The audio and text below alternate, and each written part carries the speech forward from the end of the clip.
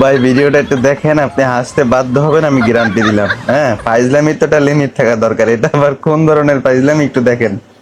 ডাক্তারে কিন্তু রুগী একটা নিয়ে আসছে। হ্যাঁ, এটা আদৌ রুগী নাকি লাশ আপনারা দেখেন তাহলে বুঝতে পারবেন।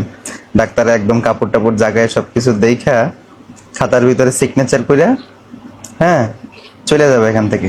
ডাইকা দিছে কিন্তু। হ্যাঁ, পাশে থাকা লোকটার অবস্থাটা কি হয় শুধু একটু দেখেন।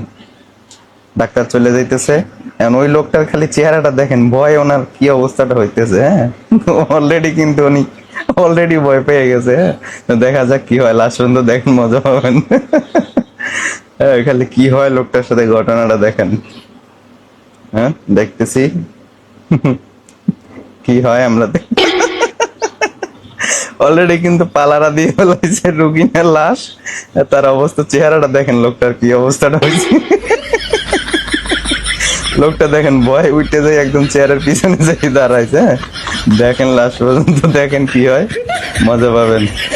উনি খালি দেখেন লাশ কিভাবে উঠে বসছে ভয়ে।